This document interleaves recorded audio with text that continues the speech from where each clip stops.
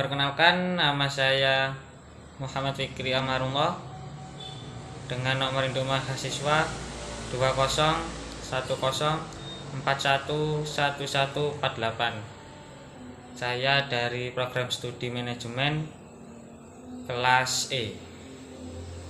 Nama saya Kamelia, NIM 2010411154. Perkenalkan, nama saya Puspita Sari, NIM saya 2010411160. Saya dari kelas manajemen E. Assalamualaikum warahmatullahi wabarakatuh. Perkenalkan, nama saya Budi Pramono Cahyo dari Universitas Muhammadiyah Jember, NIM 2010411179, kelas E, jurusan manajemen.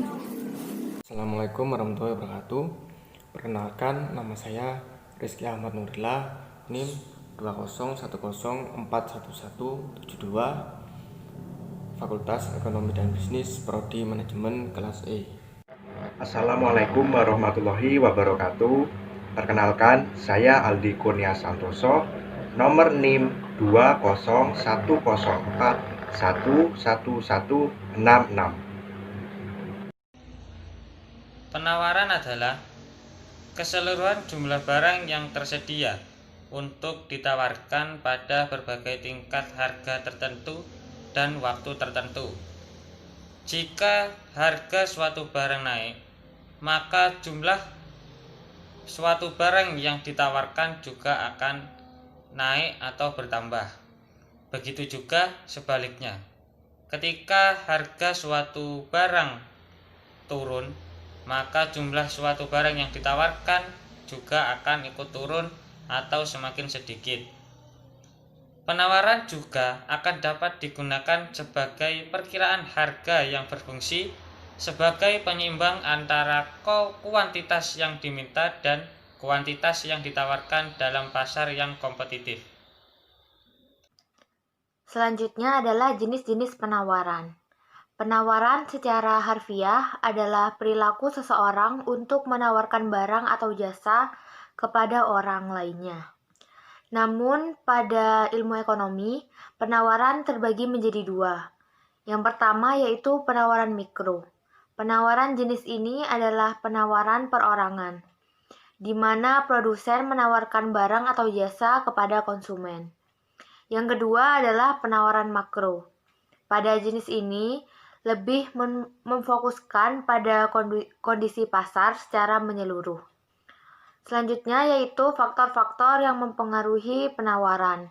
Berikut ini faktor-faktor yang mempengaruhi penawaran. 1. Harga barang. Harga barang menjadi faktor utama besar kecilnya penawaran. Semakin tinggi harga barang, maka semakin tinggi pula penawaran yang dilakukan oleh konsumen. Kedua yaitu jumlah penjual atau produsen. Jika jumlah produsen suatu barang tertentu tinggi, maka jumlah penawaran terhadap barang tersebut juga akan tetap tinggi. Misalkan suatu daerah menjadi sentra penghasilan sepatu, maka penawaran sepatu di daerah tersebut akan tinggi. Ketiga yaitu bencana alam. Jika terjadi bencana alam pada suatu daerah, penghasilan suatu produk, maka bisa dipastikan jumlah produksi barang tersebut akan menurun dan mempengaruhi tingkat penawarannya. 4. Harga barang pengganti. Apabila harga suatu barang meningkat, maka penawaran terhadap barang pengganti akan mengalami peningkatan, karena penjual akan menawarkan barang pengganti sebagai alternatif barang utama yang mengalami kenaikan. 5. Biaya produksi. Biaya produksi berkaitan dengan biaya yang digunakan dalam proses produksi, seperti biaya untuk membeli bahan baku, biaya untuk gaji pegawai, biaya untuk bahan-bahan penolong, dan sebagainya. Apabila biaya-biaya produksi meningkat, maka harga barang-barang diproduksi akan tinggi. Akibatnya, produsen akan menawarkan barang produksinya dalam jumlah yang sedikit. Yang keenam, kemajuan teknologi. Adanya teknologi yang lebih modern akan memudahkan produsen dalam menghasilkan barang dan jasa. Selain itu, dengan menggunakan mesin-mesin modern akan menurunkan biaya produksi dan akan memudahkan produsen untuk menjual barang dengan jumlah yang banyak. Jadi, produksi dapat ditambah dengan lebih cepat dan biaya produksi semakin murah, sehingga keuntungan bertambah tinggi. Yang ketujuh, pajak. Pajak yang merupakan ketetapan pemerintah terhadap suatu produk sangat berpengaruh terhadap tinggi rendahnya harga. Jika pajak suatu barang menjadi tinggi, maka permintaan akan berkurang, sehingga penawaran juga akan berkurang.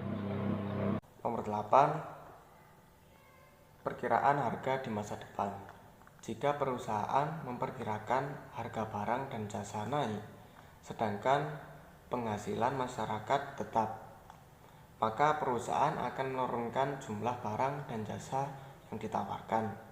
Misalnya, pada saat krisis ekonomi, harga barang dan jasa naik, sementara penghasilan relatif tetap. Akibatnya, perusahaan akan mengurangi jumlah produksi barang dan jasa karena takut tidak laku. Yang ke-9, kebijakan pemerintah dan situasi politik. Kebijakan pemerintah juga mempengaruhi komoditas pasar. Misalnya, kebijakan kenaikan bea cukai atau penghapusan bea cukai. Selain kebijakan pemerintah, situasi politik dalam suatu negara juga mempengaruhi penawaran. Jika suatu negara dalam situasi politik yang kritis, maka semakin tinggi penawaran pasar.